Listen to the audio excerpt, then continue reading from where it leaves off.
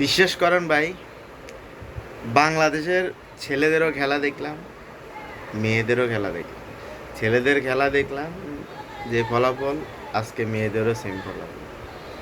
আজকে নারী বিশ্বকাপের বাংলাদেশের দরকার শ্রীলঙ্কার সাথে মাত্র 13 বলে 13 রান, উইকেটের সাথে 6টা।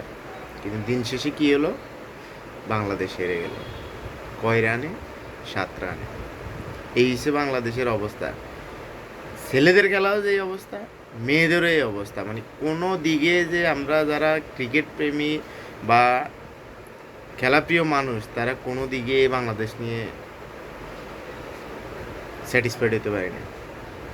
এই যদি হয় অবস্থায়, তাহলে বাংলাদেশের ফুটবল এখন ঠিক আছে আমরা মনে করি। হেরে গেলেও এটার ভিতরে একটা জয় আছে, একটা আকাঙ্ক্ষা আছে জিতার। কিন্তু এই যে ক্রিকেট, বাংলাদেশ থেকে ক্রিকেটকে ব্যান করে দেওয়া হোক, ছেলে মেয়ে দুই দলকেই ব্যান করে দেওয়া হোক। বাংলাদেশ থেকে ক্রিকেটে যারা জাতীয় দলে খেলে এদের সবাইকে ব্যান করা উচিত। সবাইকে 6 মাস করে কমান্ডো ট্রেনিংয়ে পাঠানো উচিত সিলেটে। এছাড়া এদের কোনো পরিবর্তন হবে কিনা আদৌ জানা নেই। আমরা যারা দর্শক আছি তারা এই যে এমবি সময় লস করি যে খেলা চাই, দিন শেষে আমরা হতাশায় ভুগি, চরম হতাশা। এই হতাশার কোনো ওষুধ নেই। আপনি সব কিছুর হতাশার ওষুধ হবে, এই হতাশার কোনো ওষুধ নেই। হতাশা দেখতে দেখতে আমরা শেষ।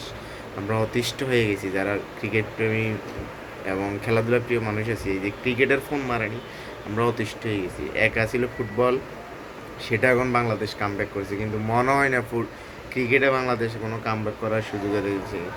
ওই সিঙ্গাম জাকের, ওই বাদশামী মেয়েদের দিয়ে কিছু হবে না।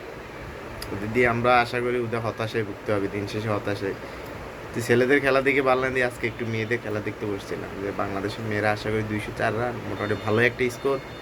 ক্যাপ্টেন ভালোই রান করছে, প্রায় 70-এর মতো উপরে। আমরা হয়তো জিতে যাব, সেমিফাইনাল খেলার একটা সুযোগ থাকতে পারে। কিন্তু দিন শেষে কী হয়েছে, 13 বলে 13 রান লইতে পারিনি আমরা। পাক্কাত আমাদের পাকাত 6 উইকেট শেষ। দিন শেষে আমরা ওই যে লাউয়ের কুদু, ছেলে ক্রিকেট দিই, মেয়েদের ক্রিকেটের সেম অবস্থা, কোনো পয়দা নাই।